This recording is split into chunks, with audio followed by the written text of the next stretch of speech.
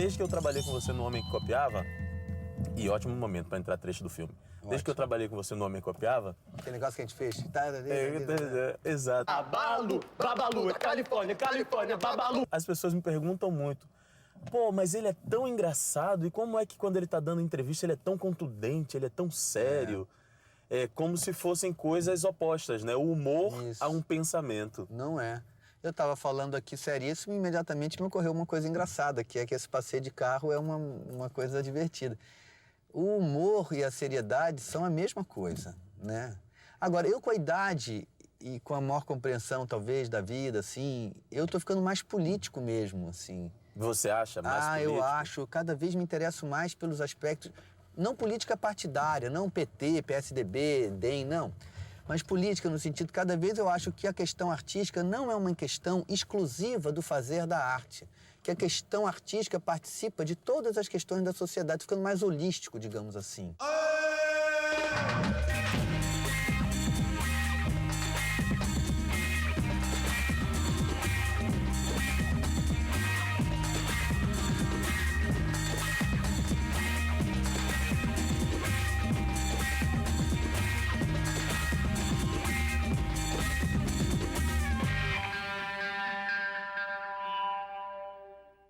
E você fala sempre isso, né? Já falou pra mim, já vi você falando em entrevista que nós devíamos nos envergonhar de pagar a alguém aquilo que não é suficiente para aquela pessoa viver. Para a pessoa viver, né? Nós na nossa vida doméstica, eu particularmente tento desesperadamente fazer o melhor que eu possa com o meu dinheiro. Não é fácil, porque também a pobreza é um saco tão fundo que até outro dia eu pensei assim, meu Deus, não há dinheiro que você dê para uma pessoa que tenha nascido na pobreza extrema que livre ela da pobreza. Porque a pobreza extrema, ela cria tantas sequelas emocionais e psicológicas que não é bem apenas o dinheiro que tira uma pessoa daquela indigência existencial. É mais complicado. Eu achava que era só o dinheiro. Por que eu estou contando isso? Já me aconteceu de pagar muito bem a pessoas que aquele dinheiro afogou a pessoa não soube enriquecer um pouco, a pessoa se perdeu, se confundiu, sobe a cabeça e tal. Isso não me faz voltar atrás e deixar de pagar as pessoas o melhor que eu posso, mas me fez compreender que não é apenas o dinheiro que construirá uma cidadania plena. É mais que o dinheiro, é também um respeito, uma confirmação do universo cultural do qual a pessoa vem, não menosprezar as informações culturais que a pessoa traz para você, não achar que uma pessoa no Brasil se elevar, ela se tornar culta, entendeu? Como nós chamamos aí. Então vamos dar universidades para todos. Claro que temos que dar universidades para todos, mas um pedreiro é um homem que detém um saber de enorme valor. É valorizar o saber que aquele homem detém. Um bom pintor de parede sabe fazer coisas que têm um enorme valor, e um enorme valor econômico. É dar valor econômico, no fundo, ao trabalho, na minha opinião. No Brasil e no mundo não se dá valor econômico ao trabalho, se dá valor econômico ao bem, às coisas. A gente é capaz de pagar, meu amigo, R$1 milhão por um apartamento. E você chama um homem para pintar o teu apartamento de R$1 milhão. Ele te cobra 5 mil. Você acha um absurdo. Então a coisa a gente paga, a pessoa, o trabalho a gente não paga. Isso, na minha opinião, vem da formação do nosso país, que foi fundado pelo genocídio dos índios e pela escravidão. Então, um país que viveu 300 e tantos anos com a escravidão, com o trabalho escravo, ele tem enorme dificuldade cultural de aceitar o valor do trabalho. E eu acho que nós ainda vivemos o período da escravidão, na minha opinião. Esse passeio de carro é uma... é espetacular. Você está fugindo das partes biográficas e está sendo mais opinativo. Isso é intencional? Eu nunca falo biograficamente, eu só falo teoricamente. Por quê? Existe no mundo que a gente vive uma indústria que explora a vida particular das pessoas. Então eu poderia dizer 2 ou 3 coisas da minha vida particular, não posso, porque isso autoriza essas indústrias a depois ficarem botando fotógrafos para tirar foto de mim sem que eu permita. Eu tenho horror a isso, eu luto na justiça contra essas empresas e contra esses fotógrafos. Embora agora haja um movimento um pouco sutil de querer dizer que esses fotógrafos são pessoas ótimas e tal, não é verdade. São pessoas desonestas que roubam de mim a minha imagem, não podem tirar uma foto minha sem eu deixar, a não ser que eu esteja envolvido num fato noticioso, num fato que seja notícia. Eu bati de carro, ou eu briguei na rua, ou eu roubei alguém, ou eu realmente fui numa festa pública, ou no lançamento de um filme. Aí estou num fato público. Agora, eu andando na praia, vivendo a minha vida particular, isso não é um fato de interesse de ninguém. E se alguém tem essa curiosidade, dane-se. Eu não tenho que saciar a curiosidade dos outros. Eu me dou a conhecer, eu estou aqui dando uma entrevista, eu estou no teatro. Eu não sou uma pessoa que me escondo, mas eu não admito que uma empresa use a minha vida particular para fazer dinheiro.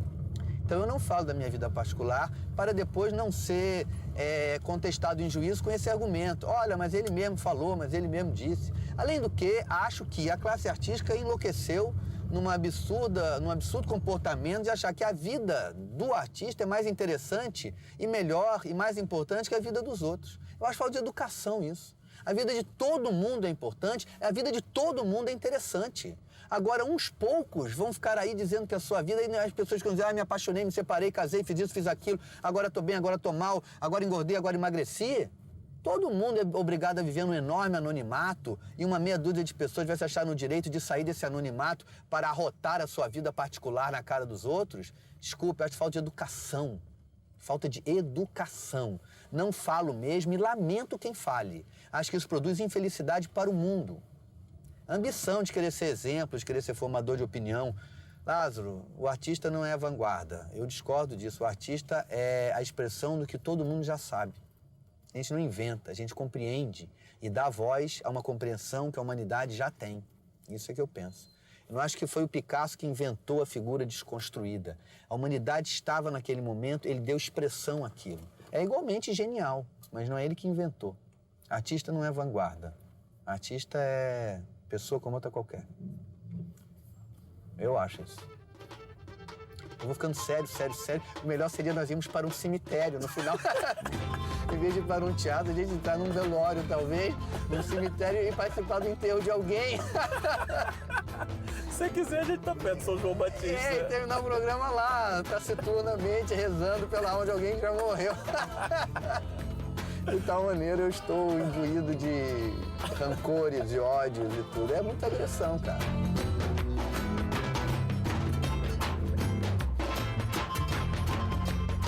Você está gostando da entrevista? Que bom, isso é que importa, porque o meu público aqui é você. Vamos lá pro teatro.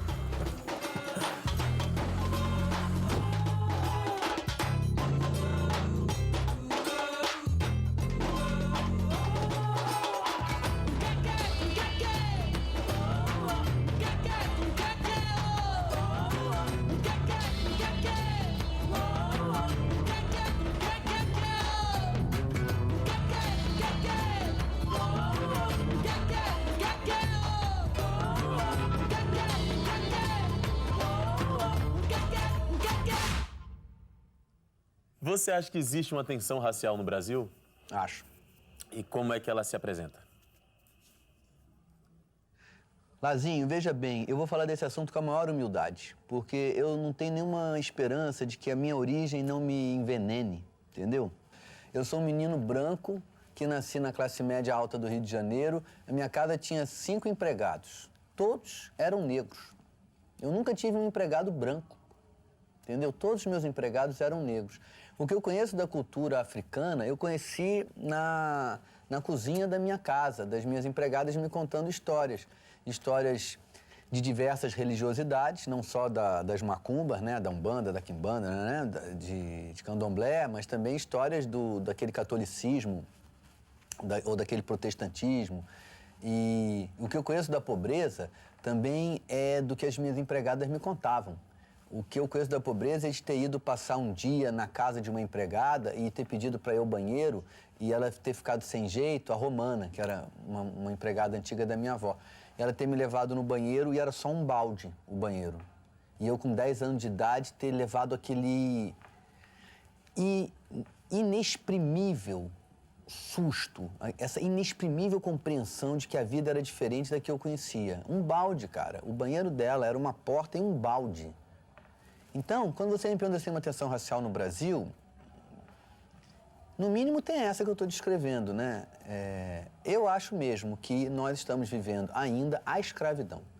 Que a escravidão teve um final burocrático e que esse final burocrático criou na sensação da nação uma ilusão de que as questões produzidas pela escravidão estão resolvidas, estão terminadas. Enquanto que eu penso que você não arranca um povo de um lugar, atravessa um oceano com ele durante 300 anos, chega aqui, você divide as famílias, mata a língua, mata a cultura, tira daquela gente tudo, faz eles trabalharem até morrer, poupa as mulheres porque elas cuidam dos seus filhos, né, dos filhos dos brancos. E uma hora, porque o mundo na Europa e nos Estados Unidos tem uma certa evolução política, então você decreta aqui o fim da escravidão e esses problemas gerados por esse comportamento europeu, ele está, então, digamos assim, por decreto sanado. Então, acho que a tensão racista de raças que há no Brasil é ainda a original, é aquela que nos funda. E eu gostaria de que tivesse um índio aqui. Porque se você perguntar para um índio assim, senhor índio, o senhor acha que existe uma tensão racial no Brasil? É capaz dele capotar de rir. Porque, meu Deus do céu, eles vivem confinados em reservas. Isso aqui tudo eles habitavam, né? E eles agora vivem numa pequena reserva, né? Então, existe uma enorme tensão racial no Brasil, na minha opinião. Você acredita em política social, em política afirmativa? Acredito em tudo, Lázaro. Eu acho que acredito em qualquer ação que queira isto. Eu não posso fazer uma análise específica de cada um. Se você me perguntar assim, cota na universidade, eu vou ter que estudar 1 ano para te responder seriamente. Sou a favor da cota, não sou a favor da cota. Mas alguém querer, basta para mim alguém querer que haja cota, eu já sou a favor. Tá entendendo? Porque basta alguém me dizer assim, não, eu acho que é bom ter cota. Ótimo, vamos botar cota. Se der errado, melhor. Melhor, deu errado, mas fizemos, tentamos, foi por aí, andou o assunto. O pior para o Brasil é fingirmos que esse assunto não existe, fingirmos que está tudo bem, fingirmos que os bandidos que são presos não são a maioria ou pretos ou mulatos claros, aquela música do Gil e do Caetano. Mulato, quase claro, quase branco, quase preso de mulato, aquele negócio que eles escrevem ali e que a polícia que bate neles, que prende eles, também não é toda ela quase mulata, quase preta, quase mulata, quase branca. Fingir que isso não é assim, aí você anda 2 degraus na escada social e a cor começa a ficar branca. Fingir que isso não é assim, essa hipocrisia, acho péssimo. Acho que tem que ter cota, tem que ter todo empenho. Mas o drama maior para mim é a questão cultural. É que aceitemos a influência da cultura que se originou na África e que veio para o Brasil, que nem era Brasil ainda, para esse lugar aqui, que se encontrou com uma cultura indígena que estava aqui e que isso tudo é dominado pela cultura europeia que produziu esse encontro, isso tudo é o que nós semos. Ótimo falar assim, né? Isso tudo é o que nós semos. Entendeu? E negar que nós semos isso é o que nós temos feito sistematicamente. E que eu, que sou um remanescente da elite europeia, que sou o gene europeu branco que produziu isso e que permanece razoavelmente branco, embora eu certamente tenha alguma miscigenação, no Brasil, isso que nós chamamos, portanto, de elite brasileira, nega que nós sejamos isso. E vive com olhos para a Europa, vive com olhos para os Estados Unidos ainda. E o nosso teatro, só porque estamos num teatro, é ainda assim. Por isso que eu gostava tanto quando eu vi o Bando de Teatro do Olodum. Foi um dos maiores sustos que eu levei na minha vida. Eu não sabia que o Brasil já tinha produzido um teatro dele mesmo, que já fosse produto disso aí, que é o que nós somos, dessa confusão. E o Bando de Teatro do Olodum foi um dos exemplos que eu tive, talvez o primeiro. E eu falei naquela noite, um dia nós ainda iremos à Bahia, não só para pular o carnaval, mas para talvez irmos ao teatro. E eu acredito nisso. Mas o seu teatro, você não acha que é essencialmente brasileiro? É essencialmente branco brasileiro, entendeu? Assim como o Bando de Teatro do Olodum reporta a experiência nascida na carne deles, eu reporto a minha. Eu já fiz um negro no meu teatro. Eu me pintava todo de preto para fazer a opinião que eu tinha a respeito de um aspecto, de uma questão pertinente a essa questão do negro no Brasil. Eu me vesti de negro, já me vesti de mulher, eu me dou a liberdade de me vestir de tudo. Eu posso falar de qualquer assunto, mas sou eu que estou falando. Livre e prisioneiro da minha biografia. A mesma prisão que eu tenho é a minha liberdade. É ser quem eu sou. É o que me torna livre. É aceitar as minhas circunstâncias. É o que me dá liberdade de falar. E a humildade de saber que estou falando sempre a partir da minha perspectiva. Por isso que quando alguém fala comigo, eu respeito. Porque eu considero que aquela pessoa tem algo a me dizer que por ela ter vivido, eu não conheço tanto. Seja a pessoa branca, preta, seja o que for. Eu respeito, porque a experiência vivida é que autoriza a opinião. Não há teoria. Pergunte o que o vosso país pode fazer por vós. E sei o que vós podeis fazer pelo vosso país. Tantos já morreram por uma sociedade, ai meu Deus, mais justa, meu pai.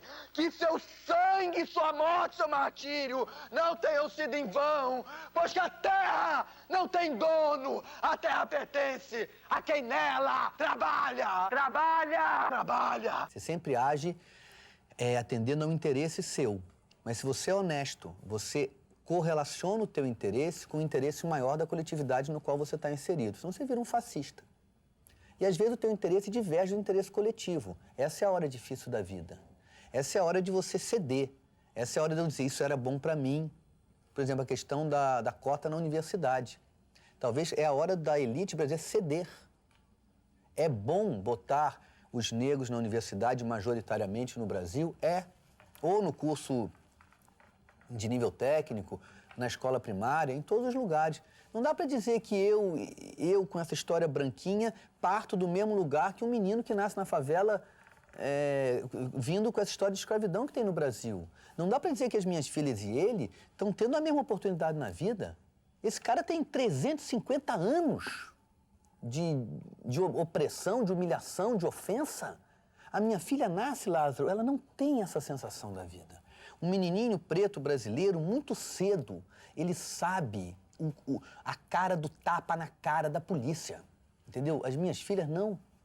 Então, na hora que chega na universidade, eu acho muito justo que se tenha que corrigir isso. Se possível, muito antes. Mas se não é possível corrigir tão antes, que se corrija pelo menos ali. Portanto, eu respondo, a questão da tensão racial, esse assunto ele me comove tremendamente, porque eu acho que o Brasil é isto. Você pergunta se tem tensão racial no Brasil? Só tem. É só o que tem. O Brasil só é isso. O Brasil não será nunca uma nação para todos nós se nós não aceitarmos que nós vivemos um enorme drama racial. E não é de 2 raças, é de 3. Nós temos um resgate a fazer da cultura indígena que nós teremos que fazer um dia. Senão a gente vai virar os Estados Unidos, que não fez e que virou o líder do mundo, o líder bélico do mundo. Então, quando você toca nesse assunto, eu chego a ficar desarticulado intelectualmente. Porque eu fico transbordado de emoção. Agora, também aceito uma coisa que você me ensinou.